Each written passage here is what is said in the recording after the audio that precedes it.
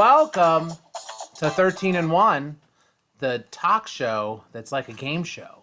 But there's no prizes. None. Zero. Zip. Zilch. We have no prizes, but we do have a guest, so we're there.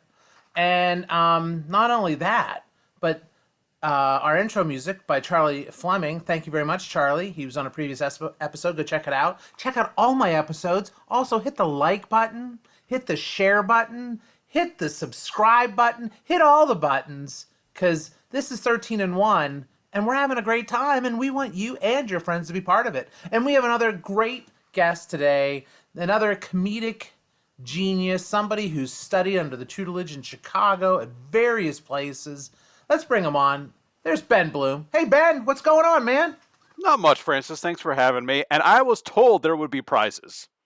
That was probably because your wife, Susan, had been on a previous episode, and I told her to tell you that, isn't it? I believe it. Yes, I said, you just tell him there's prizes. He'll do it.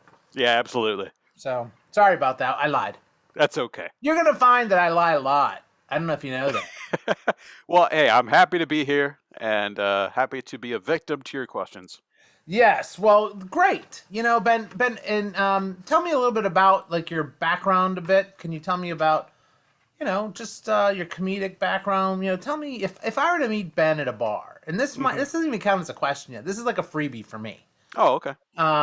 If I were meeting Ben in a bar and you're trying to pick me up. Mm-hmm. Okay, this is going to be a question. This is question number one.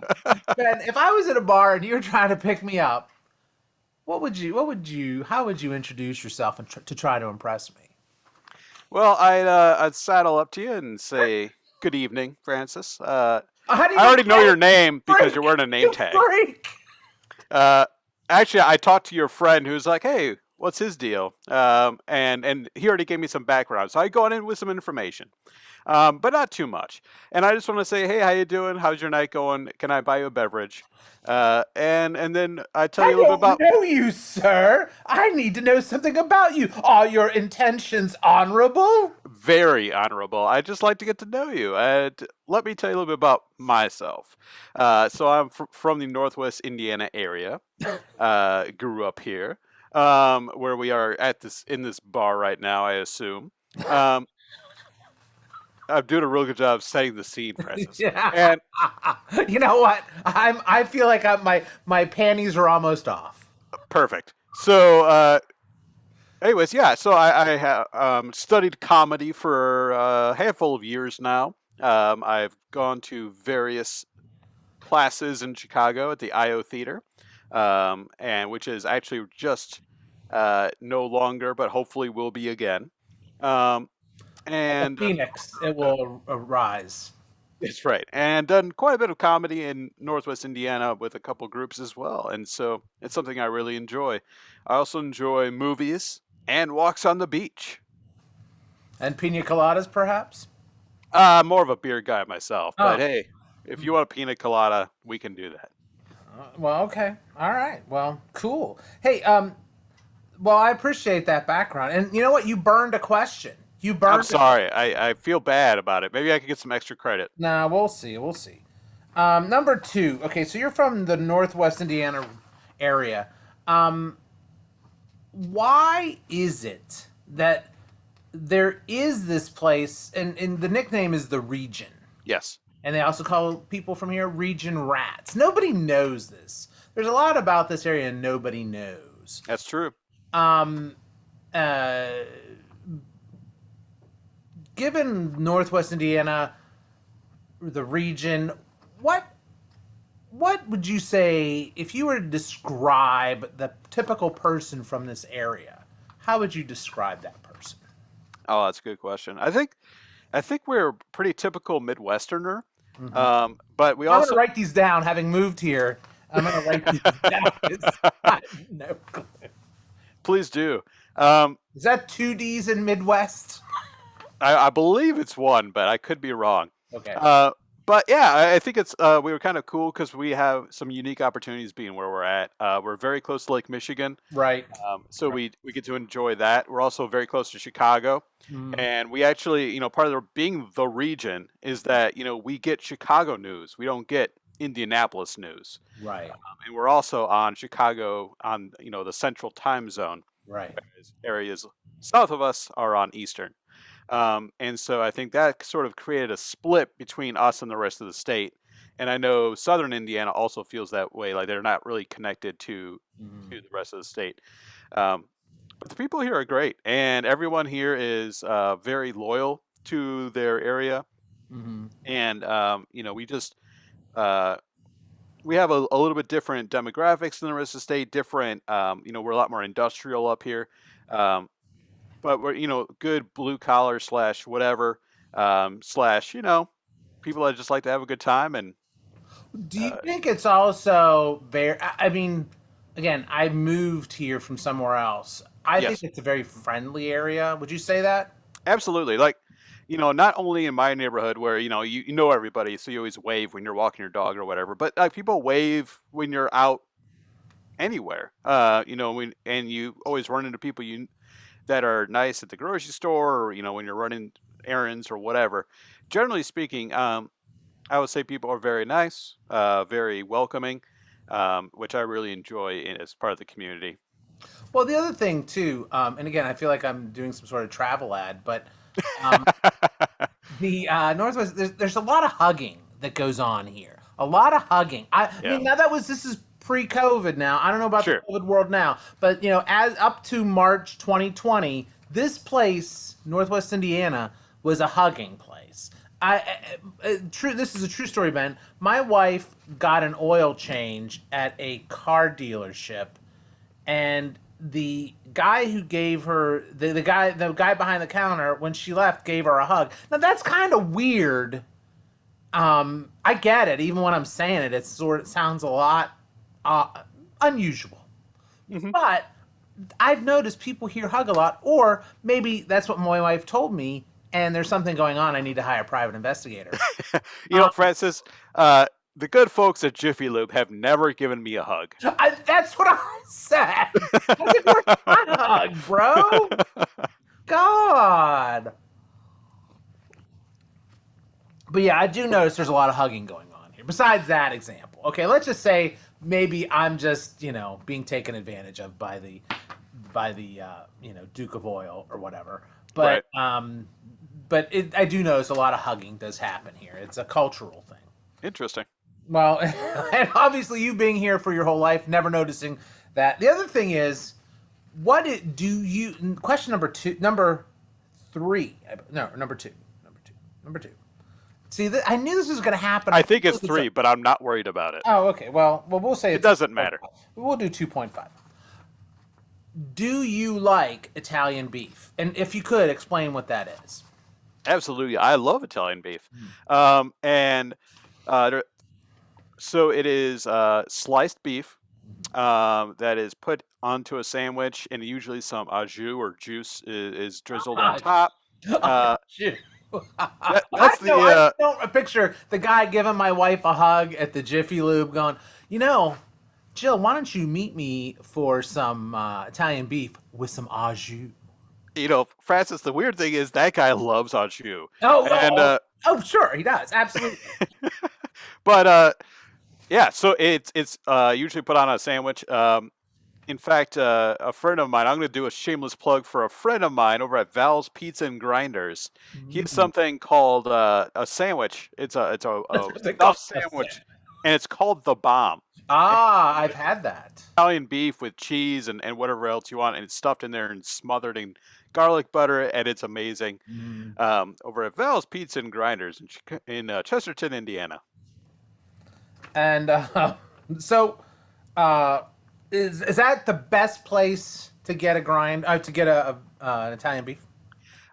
There's a lot of good places. There's Zell's has a really good Italian beef. That's a chain that's around Northwest Indiana and Chicago. Yeah. Al's beef is really good.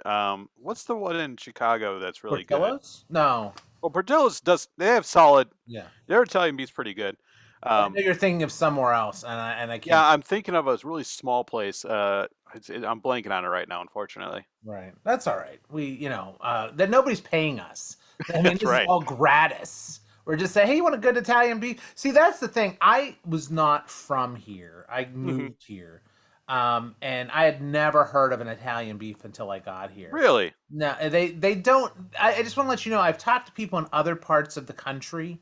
Mm. Nobody knows what an Italian beef is unless they've been here to north, not just Northwest, but Chicago. It's popular in Chicago as well. Yeah, But absolutely. It's nobody knows huge. what that is. That's Otherwise, interesting. I didn't know that. Yeah, and it's funny because Indiana, like our official food is like the pork tenderloin sandwich, which is something I don't see a lot of in our area. But Italian beef is everywhere for sure. right? Oh, sure, sure, sure. And I think the official pie. We have an official pie. Did you know that? Oh, what is it? I think it's the sugar cream pie, something like that. Sugar cream pie. I don't Something know like if I've that. ever had a sugar cream pie. I think that's what it's very sugary. Okay. It's very Is good. that your favorite pie? No, my favorite pie is the pecan pie. Nice. That's not your question. No, it's That is not. not your question. I mean, it can be, but it's not time yet. It's not. So why don't I come? We're heading fast to Thanksgiving time. What is your favorite pie? What's your favorite pie? Let's start with that one. That's question number 4. Okay. I'm a sucker for a Dutch apple pie. Dutch apple. With warmed up with a slice of vanilla ice cream. That's what I want.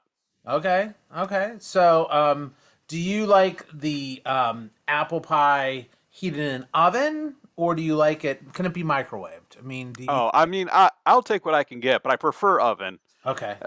You know, very traditional, but very, very good. Do you sometimes? This happens to me because I like whipped cream on my pecan pie or Hmm. pecan pie. Hmm. Um, I prefer that, and sometimes I have pecan pie, but I don't have any whipped cream. So I Mm. will eat it, but I eat it begrudgingly. And I imagine how disappointed I am because think of, well, this would be so much better with whipped cream. Do Yeah. you sometimes eat Dutch apple pie without ice cream, and does that bug you? It doesn't bug me. I just, if I'm gonna go for it, I might as well, go all the way. Right. Um, But let's just but say you don't have it. Like you're gonna have to. Would you actually drive out to a store and get the ice cream? And what kind of ice cream is it? I'm not a loyalist when it comes to ice cream. I will say Velpo Velvet here in Valparaiso, Indiana. I feel like you set me up for a nice I, endorsement there. It is really good, and they make everything locally, and it's really, really tasty. So made by local ice cream. if that is available, that's what I'll get. If it's not available, I will get a different kind. Well, what But at the flavor? same time, I don't have to have the ice cream. I will absolutely destroy that pie without it. But what kind of flavor do you want with your Dutch apple? Like a vanilla bean. Okay, just a straight up vanilla bean. Yeah, We're not talking yeah. because I don't think, and I think there was this time period where people were experimenting with different ice creams and pie, and I think it Hmm. was in the '80s. Very turbulent years. It was the rave Absolutely. years, and people I think were trying chocolates, spumoni, other ice creams that had no business being next to apple pie. Right. And I think people have walked that back, and I think we've learned from our errors, and now are not putting anything but vanilla bean ice cream with apple pie. I guess I've never tried other flavors with apple pie. I'm not. I'm But just what? glad we went through that experimentation before I became a full adult, and Right, I guess now it's just kind of what I expect with it. It's right, just sort of a perfect pairing to me. right. Many people have suffered so that you enjoy the fruits of their. Oh, so many people have suffered from me, Francis. Yes, that's true. Let's get Susan on again. Um, all right. So, okay, I got to go. Keep going with the Thanksgiving questions here. Number 5. Okay, so we talked about your favorite dessert. What Yes. about your favorite meal at Thanksgiving? Like favorite food? Favorite food at Thanksgiving? I mean, I do love a turkey. Okay. And a couple years ago, so the last couple years, we going down to my brother's house. He lives in Indianapolis, and he's been cooking dinner, and Susan and I will go down a date early and help him cook and get everything ready. Sure. A couple years ago, he did something kind of cool, which is we had two turkeys. One was your traditional oven baked turkey, and the other one was a smoked turkey Whoa. that he made on the grill, and it was pretty incredible. And having both side to side was pretty neat to really taste the difference, and it's something that I'm definitely going to eventually get around to doing myself and smoking an entire turkey. I don't. Whenever you say it that way, it just sounds so wrong. But legal in Illinois and Michigan. Okay. No, just you know. Anyway, I don't know. This is gonna sound weird, but my favorite food is actually either like a lasagna or a ravioli for At Thanksgiving. Thanksgiving. Yes, Okay. because here's the thing: I grew up in an Italian family. Yes. They always use, so we would have the whole, like, the regular gamut of Thanksgiving foods. Your Hmm. turkey stuff. Do I need to go through this? I think we all know what it cranberry, I think peas, people know what a carrots, traditional whatever. Thanksgiving meal looks Yeah, like. yeah, okay. Mashed potatoes. Yeah. Okay, so we got. And then, being Italian, there'd always be this tray of lasagna or raviolis, and it wasn't until I went to somebody else's house when I was in college, somebody else's house Hmm. for Thanksgiving, that I was like, where's the lasagna at?"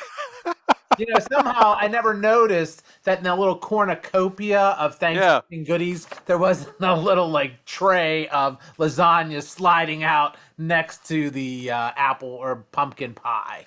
And So then, did you think the cornucopia was made of lasagna and masticholi and just formed solid like that? yes, like well, hey, as far as I know, Christopher Columbus did a lot for the whole founding of America, Sure. being an Absolutely he did. Italian. So again, not trying to make this anything, not trying to outrage. I'm just saying, when I was a kid, what do I know? I thought Right. Well, Thanksgiving. I'm sorry you didn't get your traditional Thanksgiving lasagna. That bums me out. Right, right. Now, I haven't had it probably for a few years now because, not then I'd have to make it. But I'm just saying, I kind of was surprised that, Hmm. that it wasn't there. So, you live and learn. We all have to make sacrifices. Absolutely. Now, okay, question number 6. It's gonna go. I'm gonna kind of talk a little about your high school years. Where I don't know if you know this, Ben, but you go to the same high school my daughter goes to I currently. did. I You I do. did. Yes.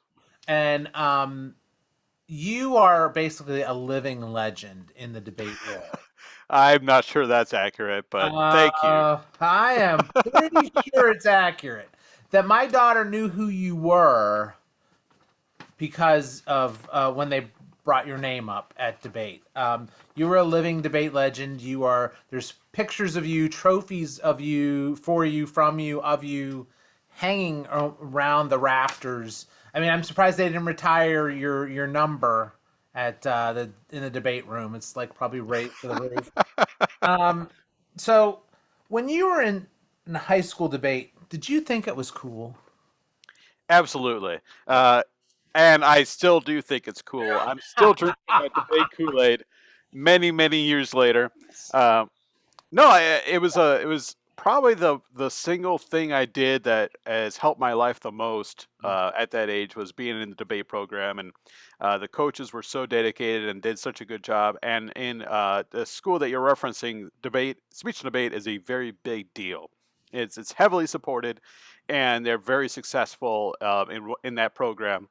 And so, some schools are a football school, some schools are a academic school. We were a speech and debate school, um, and very proud of that. And it has really helped me through my life. So I hope it is as successful for your daughter. I hope so. The interesting thing I noticed is that with you personally, we had an evening a couple years ago when an improv group that we were in was being sold, and we got to ask many questions of the That owners. was a fun night. Yeah, well, okay. Besides, we don't need to go into too much of that, but I'm just Sure. saying. I never saw your debate skills in action until you, or because I got all emotional.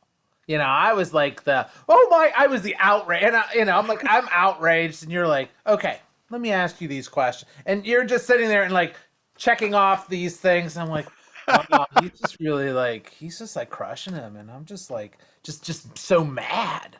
That's why we're a good partners, Francis, because you bring the heart and I bring the head, and between the two of us we will crush people.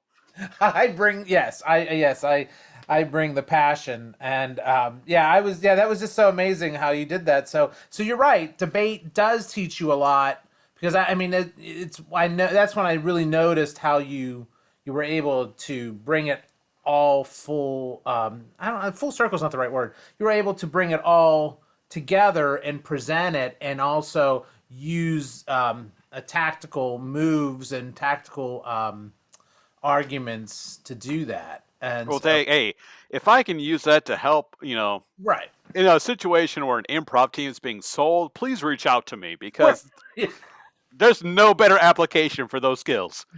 Yeah, exactly. Maybe you should be a broker for improv groups because there's a lot of improv groups being sold right Hey, now. right now between theaters and groups, that's a thriving business. I mean, again, I don't need to get into too much specifics of that situation, but I, it's between like valuing something like that is very difficult. And so right now, I mean, Second City's up for sale. I believe um, IO IO, is up which for people sale. don't Yep. know, that would be like the it's not, I don't know if sister company is the right word, but it's another improv company that had Hmm. also good lineage from newer people like Amy Poehler, Tina Fey, Steve Carell, and they had a name for themselves, as well as Second City.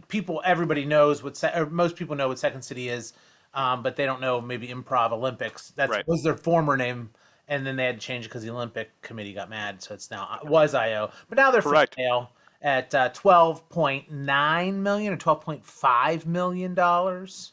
Right. So I think we should just go in together on that. Yeah, yeah, and then just have virtual classes. Oh If they yes, couldn't yes. make it work, how am I going to make it work for $12.5 million? So yeah. Anyway, I don't mean to digress, but that's just something about the Chicago improv scene. Because again, I don't think there's anywhere else in the world. Maybe Toronto, but I don't think there's anywhere else like the Chicago comedy slash improv scene. Hmm. It's hard here. It is. You have to. I mean, you could do it when there's no COVID, 7 days a week, Yeah, and absolutely. And it's very expensive very to competitive. to get and very very competitive. But I will say I really enjoyed it. And, some of the people I've met through that system, we are still very close friends with. And I think that's what I've gotten most out of it. I had one amazing teacher and some others.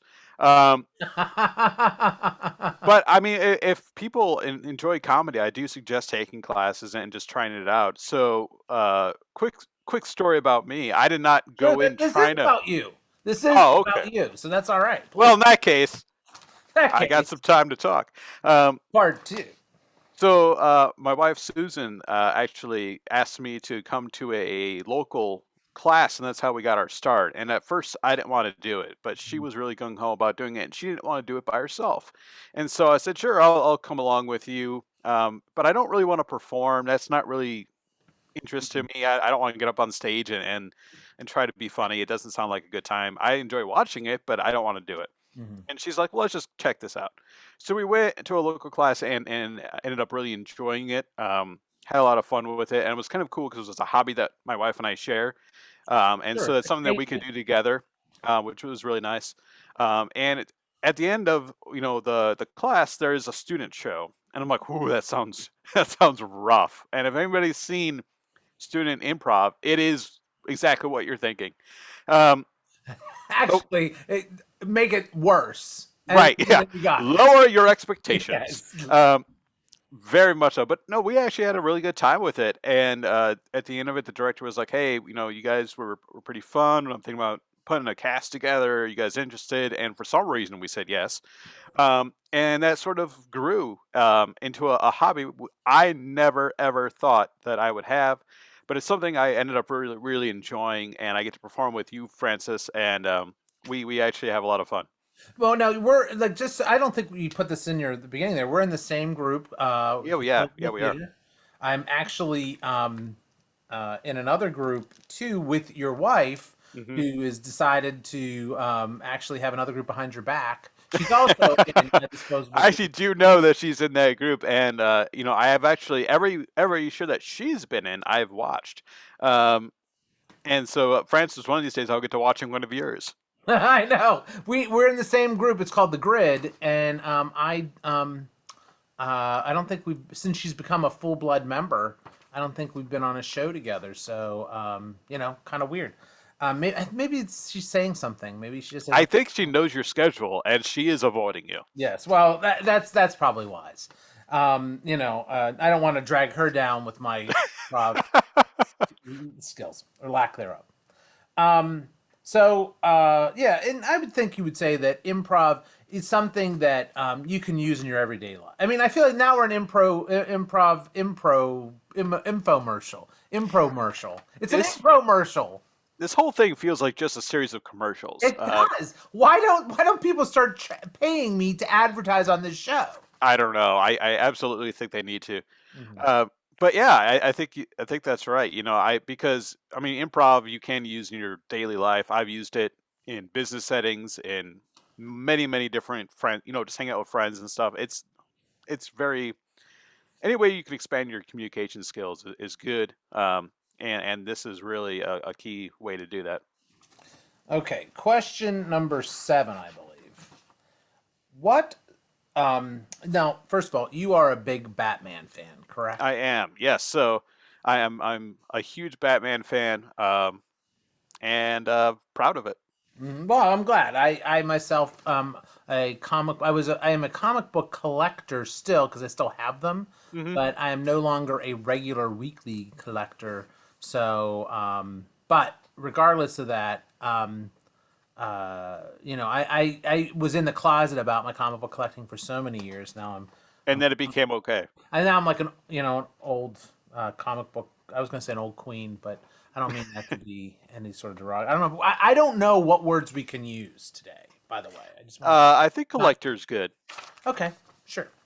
Anyway, so you're a big Batman fan. Yeah, What part of the Batman mythos would you change? And I know they alter it now, here and there, yeah, yeah. do stuff to it, but I'm talking the traditional Batman mythos. Oh, let's get into the right universe. Are we talking movies? Are we talking comics? I'm gonna talk comics here Okay. because I mean I think that I think we can go with the basic. Batman's parents are killed. Hmm. Batman decides to basically goes crazy and decides he's going to spend his life fighting crime. He sees a bat when he's thinking about this he spends his whole life getting ready for this fight against crime. And Right. before he starts, he sees a bat, decides that bats instill the fear into a criminal, so he takes on the bat persona. He as the Batman, and then he fights crime for a little while. And then he gets an orphan to help him. Okay. Uh, So using that traditional and he has story. a butler named Alfred. Yes.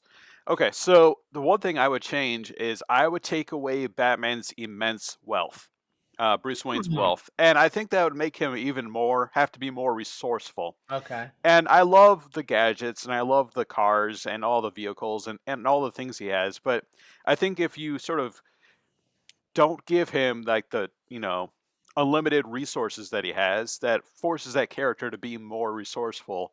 And there are stories where his wealth is stolen or um, he loses everything and sort of has to go back to basics. Or he And becomes a and president and has to worry about the emoluments clause. yes, that's one of my favorites. Uh, but that I think taking that element away would make that character a little bit deeper in terms of the struggle he goes through. And I mean, Batman's not known for having an easy time. He struggles quite often, but I think that would be another layer that we could explore. Well, I mean, that's the interesting thing about Batman. I mean, and I think they've sort of touched on this, but there's really no easy way to answer this. How does he get all of the cool equipment without people going, that guy's Batman? I was working on his bat boat, and he's Batman. Like, who's, like, just, just like from a boat perspective. Yeah, You know boats anything? by themselves are a lot of work. Yeah, I was just gonna say, have you known anybody who owns one boat, and that pretty much takes up all of their free time? Yeah, the best thing to have is a friend with a boat, so that way you don't have to take care of the boat, but you still get to enjoy going out on a boat once in a while. Right. But yeah, I mean, I think there are a couple characters in the history of Batman, if you really want to dig deep into the Sure. comics, that took care of his stuff and or designed stuff for him or built or whatever. Sure. And I mean, the idea of him keeping all his vehicles secret, hilarious. But also, it's Batman, so you got to have some kind of what's the term? Willingness to just go with it. Suspension of disbelief.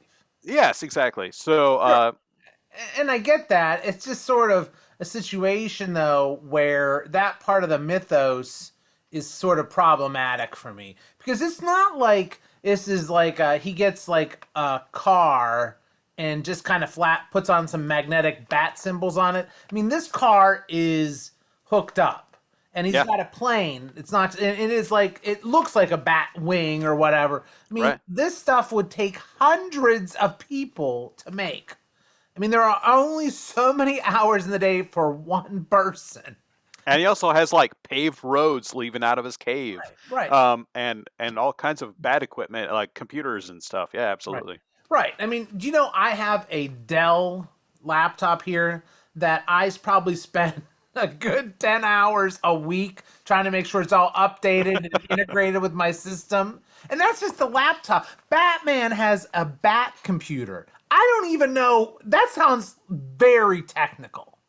It does. And first of all, Francis, I'm concerned it shouldn't take you 10 hours to update your computer. That was But exaggerated. uh, Where I'm going. yeah, I see your point, and I think these are questions that should be addressed in the next run on Batman because who is updating all of his stuff and making sure that it's all clean? Because I mean, he breaks stuff on a regular basis. Right. That's Right. kind of his thing is to use it and break it. Yeah. And then Um, there's another one the next issue. exactly, and I mean, I know he's a billionaire, but resources aren't endless. Well, just ask Donald Trump. Again, this is not a political show. I'm just Not a saying. political show. Yeah, but anyway. I mean, it's sort of like the Tony Stark problem, right? Who's Sure. very similar character of supposedly endless resources, and he Right. doesn't care about killing people. So Right. Well, that's what I thought. Actually, I was thinking about what you said about the millionaire aspect of Batman to change, and I didn't think you'd go for that one. The one I was gonna oh, okay, talk about or ask is, should Batman carry a gun? interesting. Yeah. So you mean like a gun that shoots bullets rather than Right, like a right, right, grapple gun? right. This is working because original Batman or early Batman Early Batman did did. have a gun. Yep. And I like that Batman's a not a gun carrier anymore. I think that element of arresting people and trying to rehabilitate them, even though Gotham's really bad at it. Yeah. I think that's an interesting part of the character. And it also makes it again a lot more difficult. He can't just run up and like shoot somebody. He Right. actually has to figure out a way of stopping people without killing them. Right. At So least in a lot of versions. he selectively breaks laws. Oh yeah, that's right. Yep. He It's has a not, line, and hey, if any of you out there are interested in checking out more about Batman, this is my pitch, my commercial for DC. Check out DC Comics. A lot of these issues are addressed in various comics. In fact, there is a alternate timeline comic where Thomas Wayne is Batman, and he does carry a gun. Um, so if that's your thing, check that out. where can you find DC Comics now? Do they sell them at comic book stores or do they? They still sell them at comic book stores, and comic book stores hopefully will be surviving. Um, and they're also available as trade collections in various bookstores or online at Amazon or wherever you want to shop. Those are all still available, and they're a fun read. I enjoy them.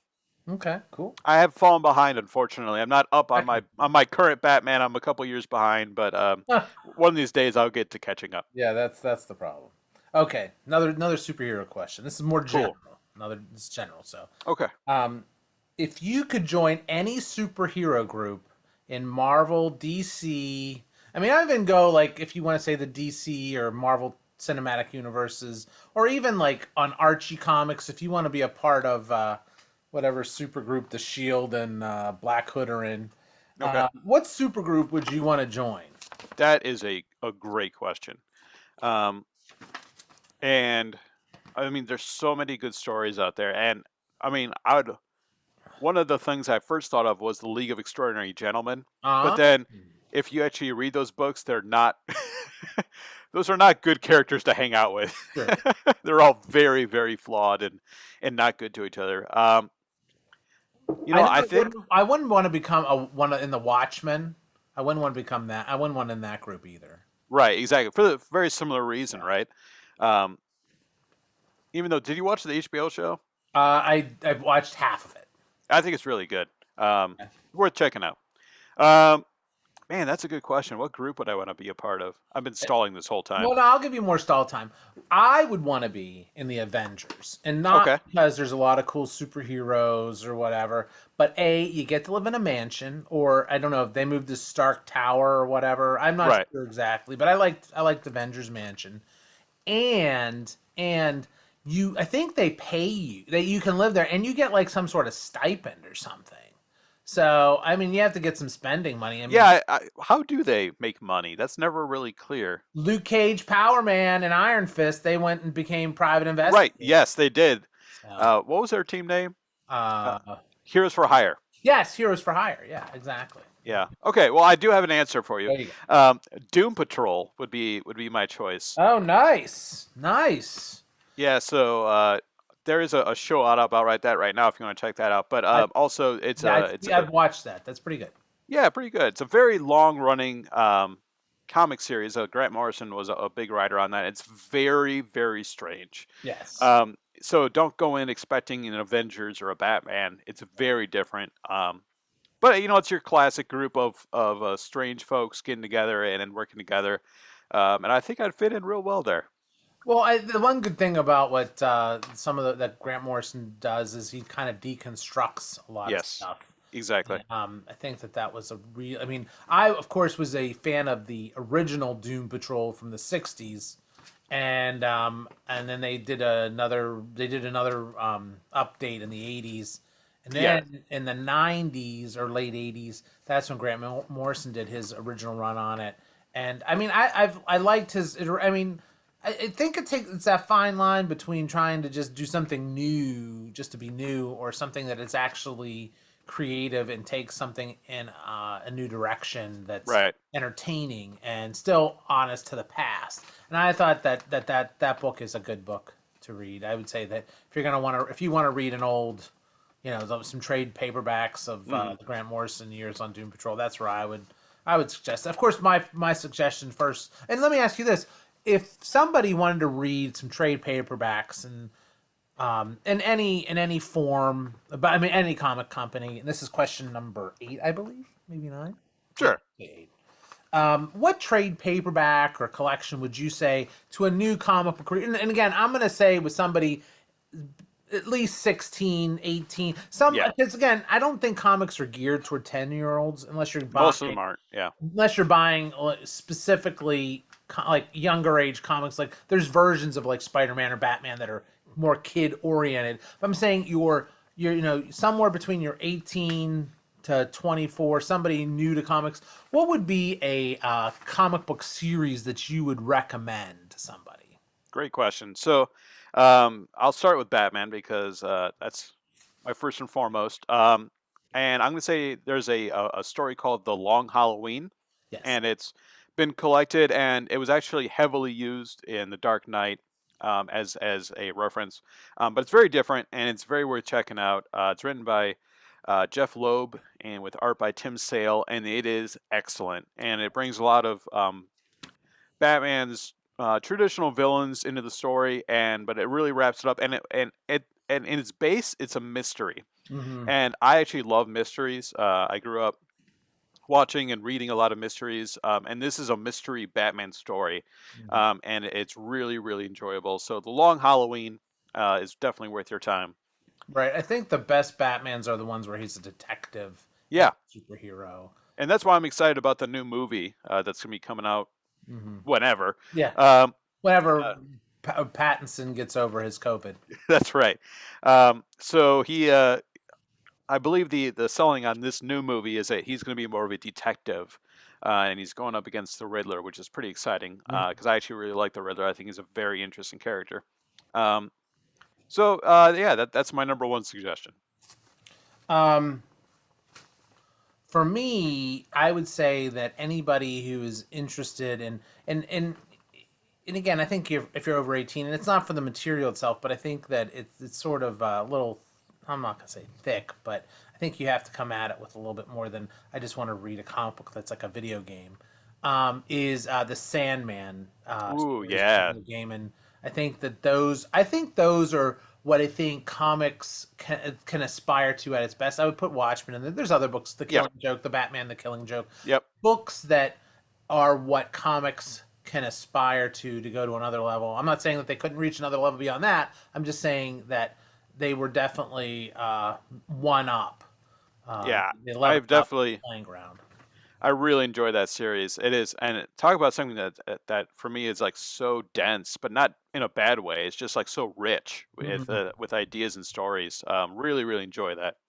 Yeah, I mean that's why Neil Gaiman did the book American Gods, which is so long. I haven't read it. I took it out of the library. I put it back. But I what I don't what do you rent from a library? What do you I forget, what do you we could call it? I don't even You haven't been. borrow, you You borrow. borrow. Yeah, I borrowed from the library, and it's just a long. I don't. Who has time to read a book anymore? I need to see. I read like 4 pages a day at breakfast, so it takes me about I don't know a year to read a 250. Well, that wouldn't be a year, but I'd say for breakfast, I'm not. It probably takes me like good 4 months to read a book now. That's about the only time I have to read a book is when I'm Well, eating breakfast. I try to squeeze a book in every once in a while. Have you read The Good Omens, another Neil Gaiman and Terry No, Pratchett story? I know. I know of the TV show that they did, but I don't know the book at all. I actually haven't seen the show yet, but the book is very funny. Hmm. If you like Neil Gaiman and Terry Pratchett's also a wild writer, very enjoyable story. Right. Well, that's what I was saying with the American Gods that it Yeah, was on yeah. Showtime.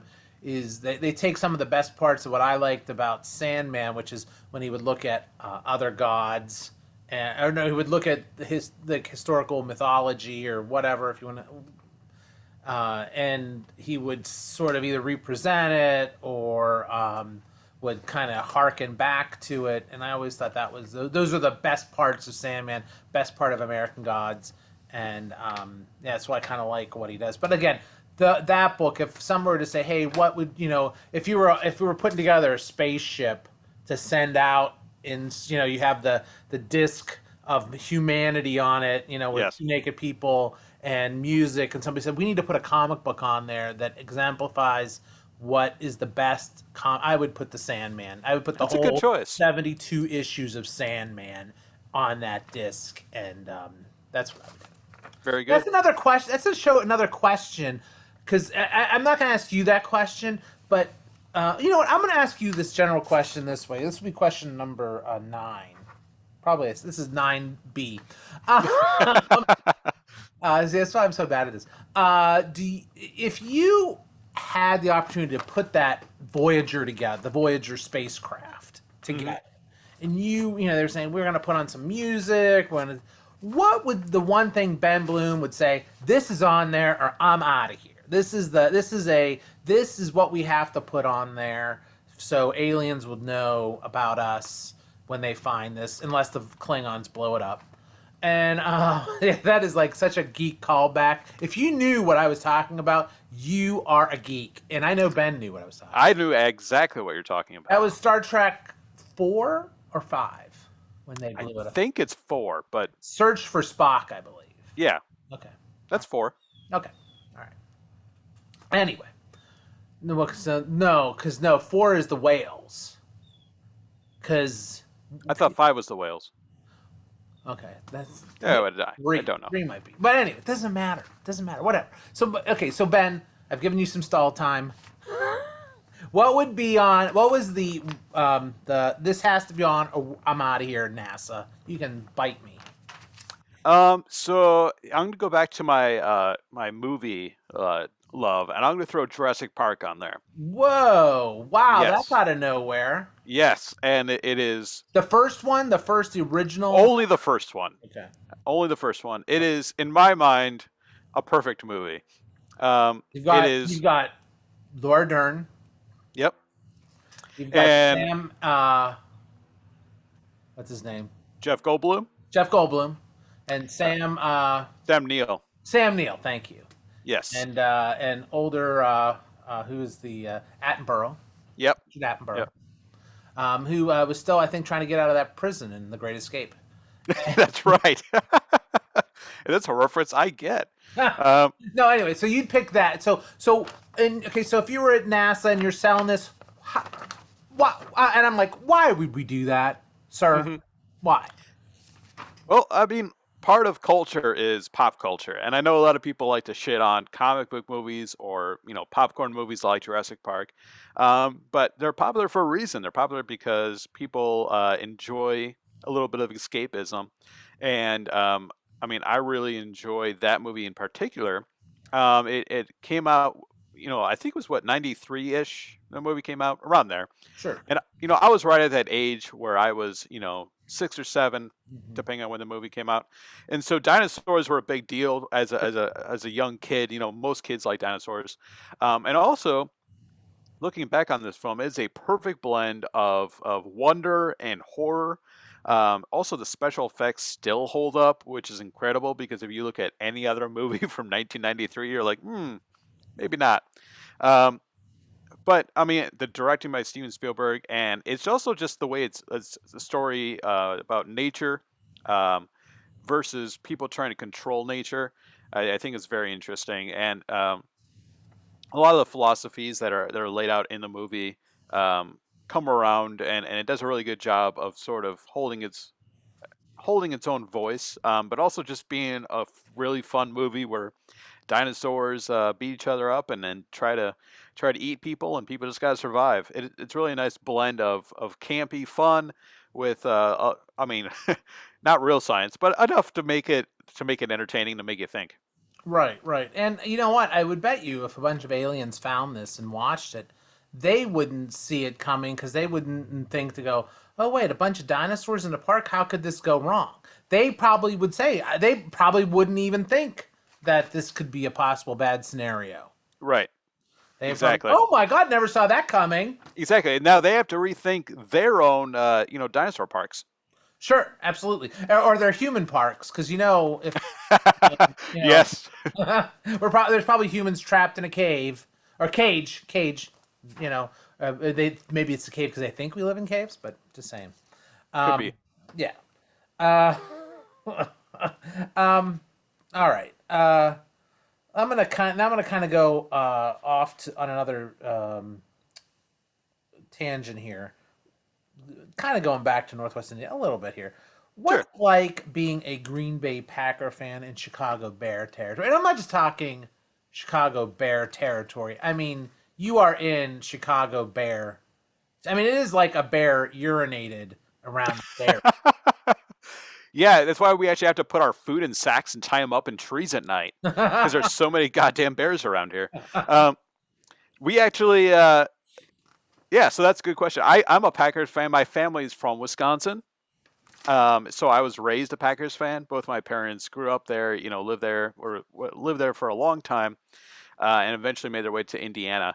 And it was interesting because, obviously Indiana's sports team is the Colts, right down in Indianapolis. No, no, no. But But us they being in the weren't. region, it's a lot of Bears fans up here. Well, I mean, that's honestly the Colts moved here in the '80s Hmm. That's from true. Baltimore. Yeah. So, I don't think they get to. I mean, the Bears have been here since 1920, since since the Depression. So I mean, I'm not gonna, because again, typical Green Bay Packer fan trying to make the whole thing different because they don't like the Bears. Okay, but no. Again, I'm neutral in this. I'm frickin' Steeler Switzerland here. Right. Yeah. I don't No one likes the Steelers around here. No, well, there are some Steeler fans though. There's Steeler fans everywhere. We're everywhere. Well, just like Packer fans. Yeah, but people don't care. Besides Bears fans and Detroit Lions fans, nobody cares about the Packers. Well, They don't, and but everybody hates the Steeler fan. If you're either you like us, you either like the Steelers or you hate them. You love them or hate them. It's sort of like the New England Patriots. You love them or you hate them. That's Or true. it's like the Dallas Cowboys. You either love them or hate them. The Steelers are just like that too because we're jealous. I mean, 6 Super Bowls. Come on, man. I mean, Well, I will say when I do enjoy going out to the bars during a Bears Packers game, and being among the people, and I will definitely throw on my jersey and cheer, and I do get some comments, so people do care that there's a Packers fan in the bar, um, but at the same time, I really enjoy watching football. I'm in a fantasy league, doing okay this year, even though half my team is down with COVID. huh. Um, but it's a weird time for sports, but at least we can try to enjoy them. Yeah, I have the same problem with my fantasy league. Half of my players are down with syphilis. So, um, yeah, I'll work That's tough. I'm sorry. I'm sorry, my Francis. fantasy league. Yeah, that's the only fantasy I dig. Okay, man, I don't do fantasy leagues other than that. Um, I don't know. Um, all right. So, well, when you're in high school though, and you're wearing a Green Bay Packers shirt, I mean, kids beat you up. I'd beat you up just out of sheer principle. Francis, we've talked about how much I liked Batman, how much I was in speech and debate. I got beat up a lot. Yeah, I don't think wearing a Green Bay Packers jersey is gonna make a difference. Yeah, I mean, no, actually, I mean, kids in high school are kids in high school, right? So you always, but those are growing pains. It's good to go through. Right. And I mean, that's just part of growing up. But at the same time, most people, even, I I take sides on things sometimes, and sometimes people disagree with me, but that's okay. That's part of life. Well, you know what? I mean, you're such a big movie buff too. I Yeah. would be remiss if I didn't ask you some questions about movies. Oh yeah. Let's get into it. Okay.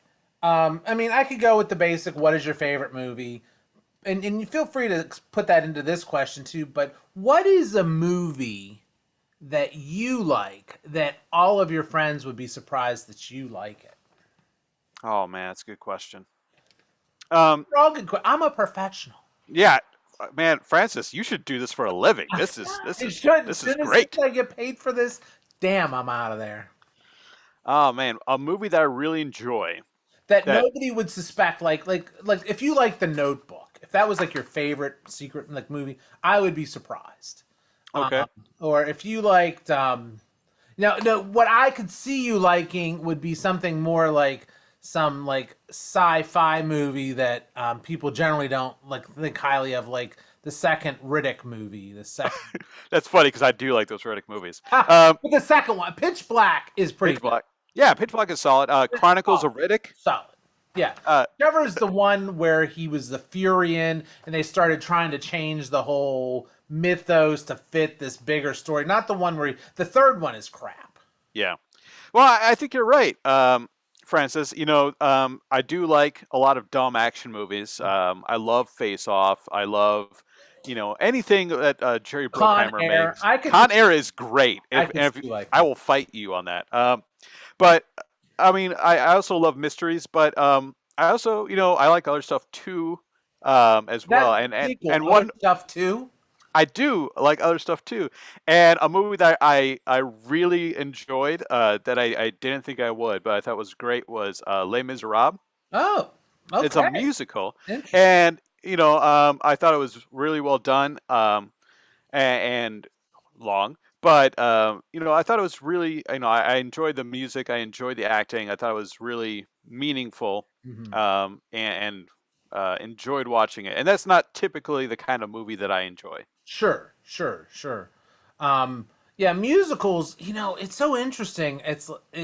When I was a kid, my sister was in a high school musical, The King and I, and I've always loved that musical. I kind of like musicals, to be honest with you, when they're really well made. I like whether I'm talking classical music. I did like Hamilton. I watched on Disney Plus. I thought it was good, but it's not the. I mean, I like certain parts of it really well. It wasn't like I'm humming a tune when I'm Right. leaving the musical kind of show for me. But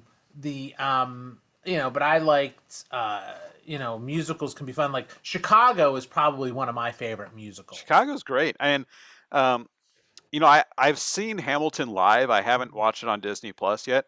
Um, and it was really good live. Hmm. of course, it's very very well made. Um, but King and I think I saw when I was a kid. Hmm. I'm trying to think of. I mean, Phantom of the Opera was big. Sure. That was a good musical. I mean, I've seen a lot, and I actually I don't know if you know this, but I actually played the bass in I high do. school, and I still dabble with once in a while on it. And so I was actually performed in a couple musicals Okay. in the pit. Oh, So in the pit orchestra, which is the folks who actually play the music during a musical. right. Um, I didn't know that. yeah, and I haven't done it in a long time, but I did it on a handful of musicals, and it was a lot of fun. Right. But it's certainly different than um, being in a pit orchestra is very different than performing in a concert where you are the show. You're Right. just there to support the other people, and trying to pull out together is very difficult. I think pit or musicians and conductors should get a lot more credit for the work they do. Okay. Now, okay, because your movie knowledge is very interesting. I know you're also a big Die Hard fan. I love Die Hard. It's my favorite Christmas movie. Yeah, that should be a question right there. Is Die Hard Christmas? But you know what? Yes. I'm not gonna. Yes, okay. So I'm not gonna count that. But I'm gonna Okay. ask you, what movie? You know, the word trilogy is coming in my head. But what movie series Hmm. would you say is the best series? So again, like we'll go back to this. This will be question number. I think it's 12. Back to that. If we're gonna put a movie, if we're saying, what is the best movie trilogy, like series, like Godfather, what would you say is the best series? Because unfortunately, and I'll just give you some time there. Unfortunately, with the Godfather, the first two, I mean, best all time. I mean, no doubt. Incredible. Yeah. Right. Yeah. But then they threw in the third one, and that gets like a D. So that Yeah. brings the grade down so far that as the overall average, if I have to put the third part in, and you have to, in this scenario, Okay. I couldn't put it in. I would say it suffers, but that's kind of true with all of those. So what would you say, what is the best series? And we Okay. can argue what would be in the series too, because sometimes you could look at the whole, and because I kind of know where you're going to go with this, but you might surprise me. You could look at the whole uh, Batman the Tim Dark Knight. Burton. Yeah, no, the Tim Burton. Oh, the Tim Burton Like, ones. Yeah. where do those stop? Because at some point, it's not Tim Burton. It's kind of Tim Burton influence, but it's not Tim Burton anymore. Right. By the third or fourth one, and I think Yeah, or the third one. or Yeah, he whatever. wasn't directing them anymore, right? Right, right. So I don't, where do those stop too? So that might be another issue as well. But I think again, just to the Godfather analysis, they were directed all by the same person. They were the same Yep. actors Yep. playing the same major characters. So, And I mean, The Godfather is such an iconic series, but it's not going to be my choice today. well, no, Um, I mean, I can't fault you. I can't because of the third one. That right. that that is so bad. Yep. Maybe 100 years from now, people will say that's the best one, but it's not for us presently. Yes. And there's so many good series out there. If you look at like the Harry Potter movies are really fun. They're not my major, my top, but I know a lot of people love them. I'm not talking about the Fantastic Beasts movies; those are not good. Um, Mhm. but the original, 7 or 8 movies are really good. Right, Uh, and I would not include Fantastic Beast in that. Like, you don't have to put them in that 8 movie or 9 movie set of Harry yeah. Potter. They would be separate. They can be in this. They're in the same world, but they would be separate in this sort of analogy. So go ahead. And I also love the Dark Knight series, Sure. but again, that third movie sort of dragged it down a little bit for me. I mean, it was good, but it wasn't anywhere near Batman Begins or The Dark Knight. So I'm gonna go with a different nerd series we have not talked about yet, and I've talking about something that's consistent, Yeah. uh, and that was exciting all the way through. And I know a lot of people don't like it because it's so long and it's a lot of dense mythology, but it's something that I think is just by and large, just an incredible 3 movies that really tells a story. And I'm not going to say Star Wars. I'm not going to say Star Trek. I'm going to say Lord of the Rings. Interesting. I Interesting. mean, the work that went into those first three movies, and again, I'm not talking about the other newer ones, the Hobbit series, which were Yeah, you don't have that doesn't count. equal. That was a different story. Right. That's something else that's But not the part of that Lord of the any. Rings trilogy, just really enjoyed those. And I mean, just as a movie buff, I see the care that goes into those films, Mhm. and they were all also made at the same time. So it's not like they took a couple year break between them, and I think that really helped keep that vision consistent. And I'm sure it must have been extremely difficult to make three movies at once. Um, and all the care that went into the costuming and the actors were all wonderful, and the story's just really good. I think Lord of the Rings wins it for me. Okay, well that's pretty good geek out there. I'm Yeah. gonna go geek out too on this, and again, this was a question I didn't even think of before until right now. So I'm gonna say all of the Marvel Cinematic Universe Phase One. Ooh, That what Phase we're- One. I'm even going that far. The whole thing up till Endgame. All right, no, we gotta talk about this. Let's break this I down. know Why we were way Phase over One? time, but I don't care. I don't Why care. Phase One? Oh well, I mean, why do I like? I mean, I'm just saying all the way from Iron Man, Oh, you're saying the whole? the whole thing, Okay. because every movie in that, and again, if we give every movie a grade, you Hmm. know, Lord of the Rings, I'd probably give it like an A minus kind of grade through those. So it probably averages out to like an A minus, probably. Okay. Little ticks and things. Maybe they're too long, whatever. Sure. So it might average out to an A minus. I think all of the Marvel movies, like there have been some, like I did not like Captain Marvel, did not like it. Really? What is that? I thought it was tedious and boring. I really Okay. did. Maybe I have to watch again. It's one of the ones I have not watched. Since I only watched it once. I felt that way about the second Thor movie. That one is a little bit problematic too. Yeah. Um, but if I were to grade them all, it's probably going to come out with the close grade for like 20 some movies or whatever it is, 30 movies. Well, I don't even know anymore. It's a lot. It's probably going to come out with a pretty strong grade, like A minus. I mean, it's going to be pretty close to that. So overall, and which is really impossible when you think about it, to have that many fun movies. And again, these are roller coaster movies. These are Yep. fun time. This is Yep. not.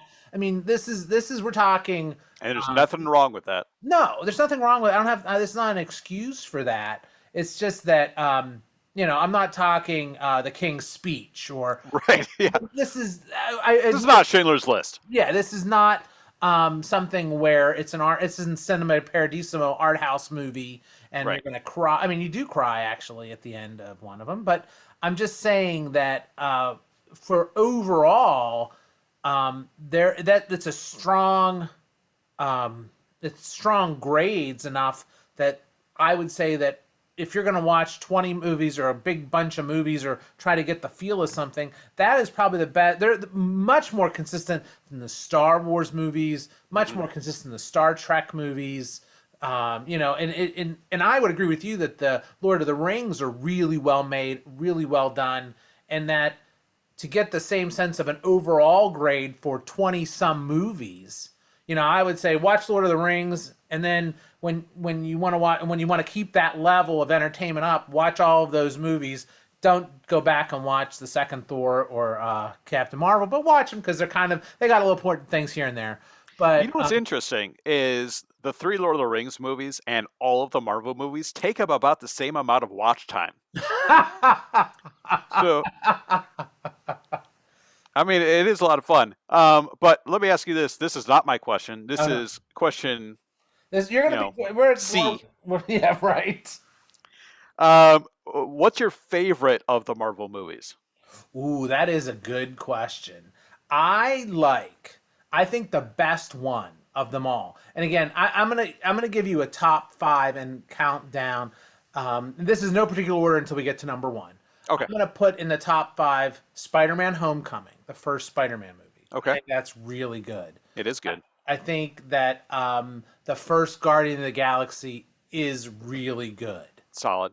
I think that the first Avengers movie is Hmm. really good. Hmm. So I'd put that, and then I'd put wow, it's gonna get hard because I'm just spouting them out. I know where number one is, so I only got one more left to put in there. Because I do like all the other movies, but I'm trying to think of what one other movie that I would add into that. I'd have to put Captain America, the first one. The first Avenger or Yeah, whatever. first Avenger. Because I love the scene with Stanley Tucci and Chris Evans when he's Hmm. before he becomes Captain America. And Stanley Tucci is such a good actor. He's so good. And that's one of the things I love about the Marvel universe is they get good actors, Anthony Hopkins to play out. I mean, Right. they get and even my I'm missing out on Black Panther here, which I thought was good. You Yeah. get Michael B. Jordan as your villain. You Yeah. they did not try to go cheap at all. And there's no point in that in the Marvel movies. They're like, oh well, we really can't afford. Let's just have a bad villain. Oh, let's get Robert Redford. You know, Right. Right. he's going to be in like he's going to be a little bit.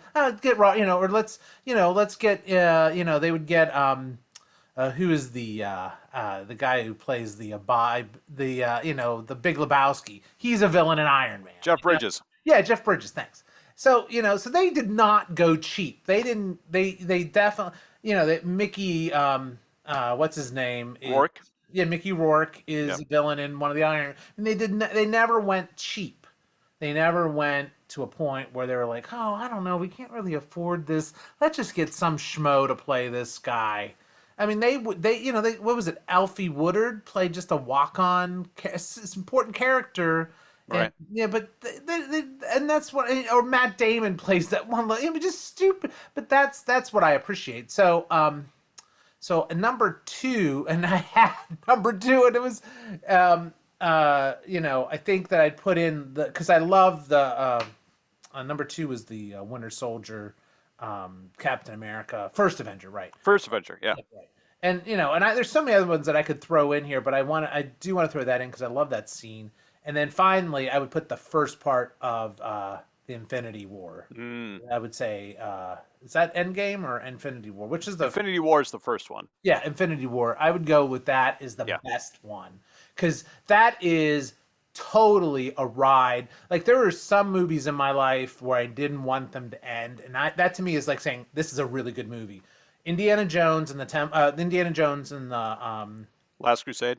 no, the first one. Raiders of the Lost Ark. Raiders of the Lost Ark, right?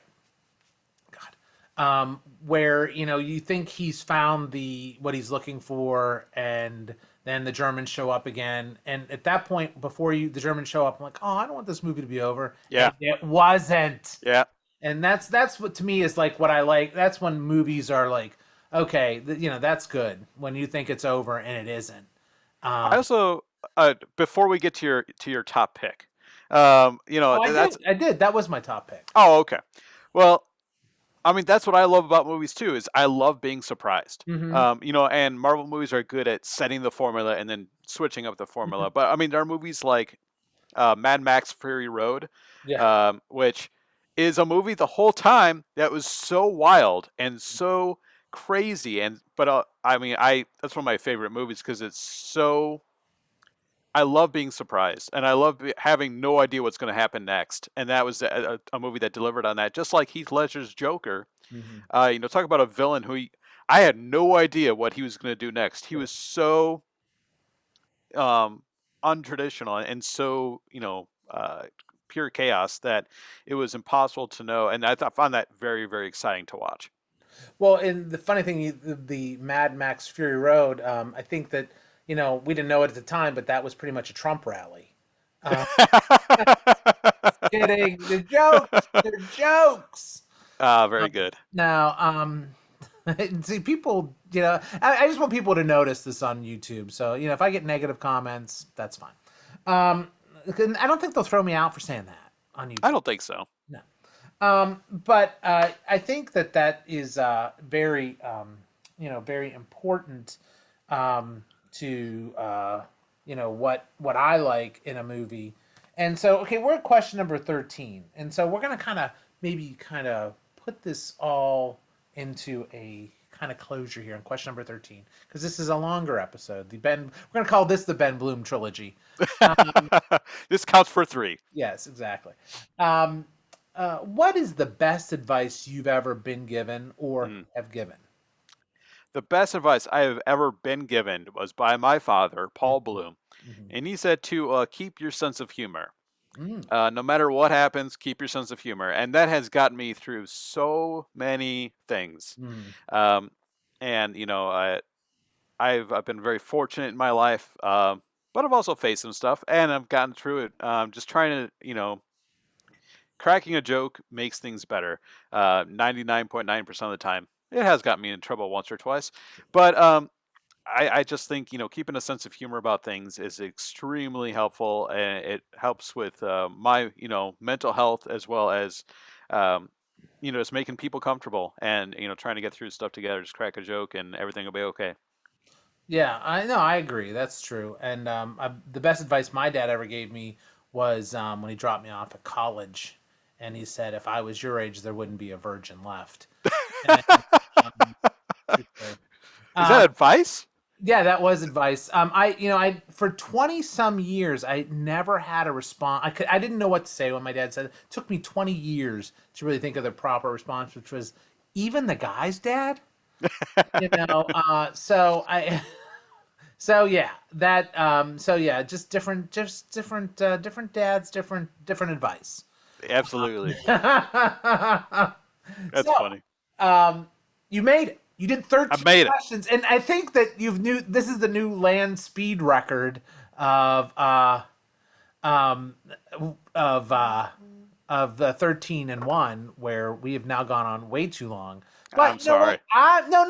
I enjoy it. You enjoy it. I know the people listening who are going to hit the subscribe button are going to enjoy it because they're going to hit the subscribe button, they're going to hit the like button, they're going to share this, and this is good talk. That's what we're after. We're after 13 questions, good talk, and then a question for me because it's A about me question for now. This is you. me. This is me.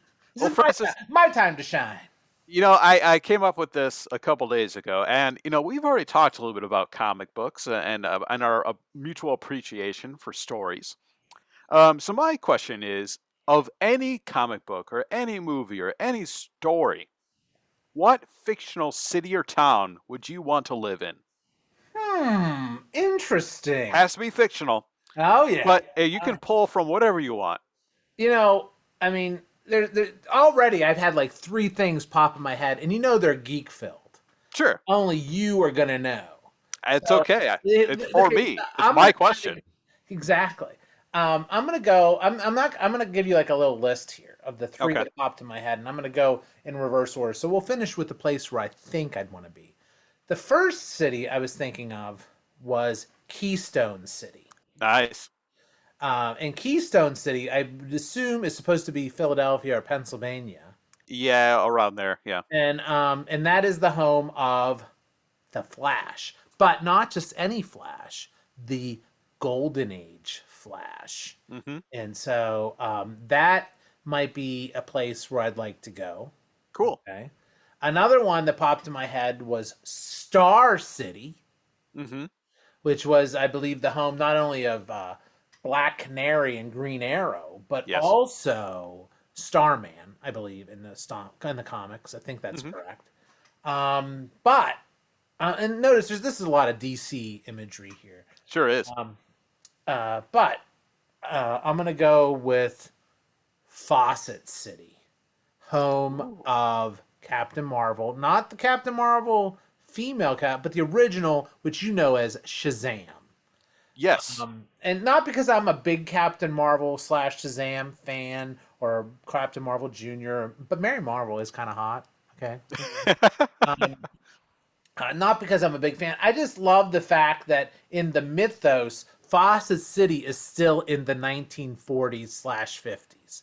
It doesn't like there's something has gone wrong in time, and nobody kind of has advanced beyond 1949 in Fawcett City. Hmm.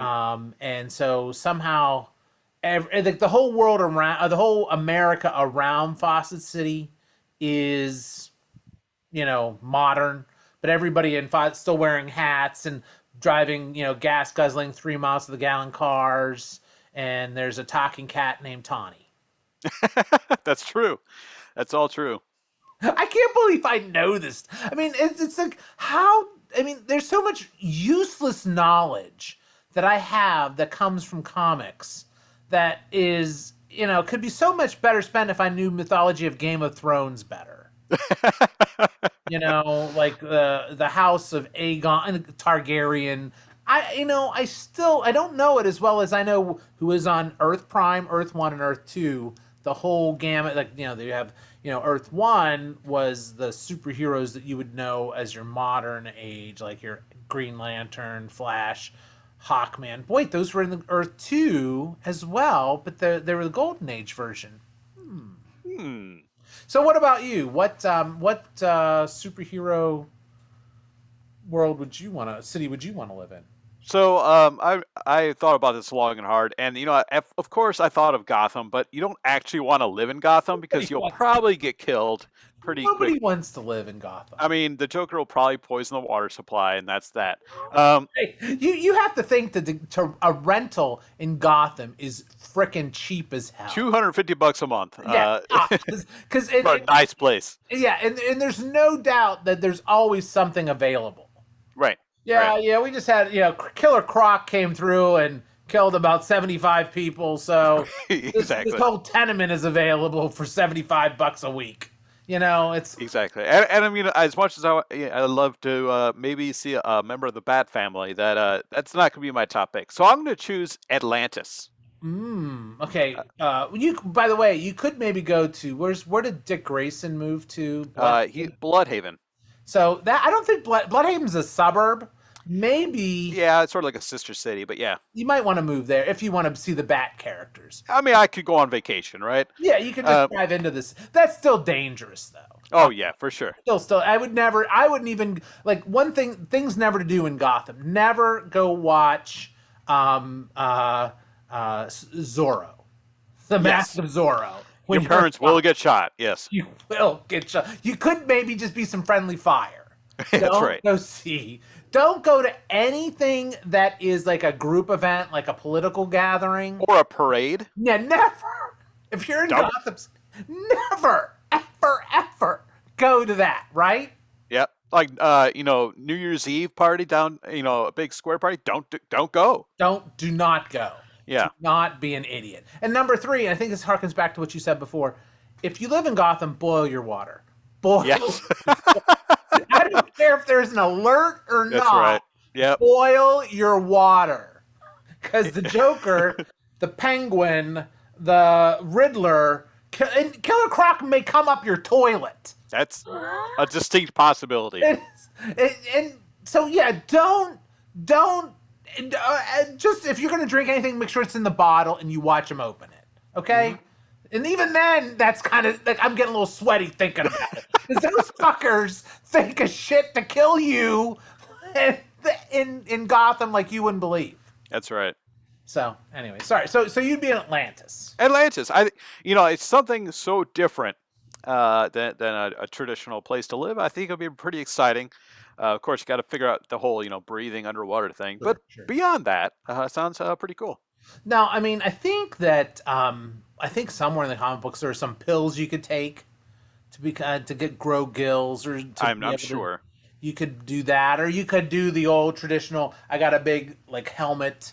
That's kind of what I was picturing, is just wearing a giant, underwater breathing apparatus of some kind. But whatever it works, I like to check it out. Do you think that if you live in Atlantis, they have like law? Like I think there might be laws that we would kind of think are kind of odd, like no inappropriate touching of dolphins. Yeah, They probably have something like that. I feel like we need that law in our world, um, We do. just to be safe, just for their sakes. Just to make the dolphins safe. Right, and I definitely feel like there would be some strange culture clash, but that's part of learning. Living in a new place Right. is trying to fit in and trying to learn. Yeah, I would also love to see that, that HGTV show about finding a place in Atlantis, Yes. because I'm sure there's area like Old Town Atlantis. It's a really nice fixer-upper. It's, 10,000 years old, and but it's not in my budget, and I want to go a little closer to where I'm working, which is in near more of New Atlantis. Hey, Yeah, affordable housing in Atlantis is an issue. sure, Uh, I'm sure. I'm sure. And traffic too. Traffic. oh yeah, yeah, crazy traffic, and Yeah. no, I think it'd be cool. And I know we're running long, but one of my favorite things to do is go to museums, and I love the Shedd Aquarium in Chicago. Mhm. Shout out to the Shedd Aquarium. Um, but I think living in that kind of environment would be very exciting. and yeah, that's the thing with all of Atlantis. Would probably, I'm sure that there's good sections and bad sections of Atlantis. Sure, Uh, just like any city. yeah, and there's probably like a party section, like where everybody goes to party, Yep. and then probably like the cool suburbs. I don't think you can get away with that, even if you did, appropriate planning, grid planning with Atlantis. And again, there's just nowhere you're really gonna find that it's probably not going to be like it's going to be like more one of your older cities, tight streets, Yeah. and you're probably and I mean, like it's a very old city, so that makes yeah, sense. absolutely. And there's probably there's always probably like a shark infestation problem, or got barnacles, on my kitchen sink. Right. Yeah, Things like, exactly. things like that. You don't plan for, until you Exactly. get there. So Yep. anyway, that was 13 questions, and Wow. then your one question. We've done 14 questions, but we don't call it 14 questions because I couldn't get the domain name for that. I Mm. could get the domain name for 13n1.com, which you can go there too, but I haven't really set anything up yet. So, but anyway, We'll get there. you did a great job. You're coming back. We're doing part 2. We're going to do the Ben trilogy. And sometime we're going to do Ben, Susan, and Francis as a whole. Oh, that'd be awesome. Let's do that. That'd be awesome. So Yeah. great job. I think Thank you. you were fantastic. You're probably my favorite guest of all time. Well, that's probably not true, but thank you anyways. I think that we did a great job, and hope everybody enjoys it. Don't forget to hit the subscribe button. Don't forget to hit the like button. Don't forget to hit all the buttons and share this mf'er, because I need people to watch this. Why? Because I do, and it's more it's a my problem than a me problem. It's my problem. So anyway, hey Ben, thanks for coming along. We're gonna go out to a little music by Charlie Fleming here. This is 13 to 1. I'm Francis Eltry. Thank you, Ben. Thank you. Have a good day. Thanks for listening.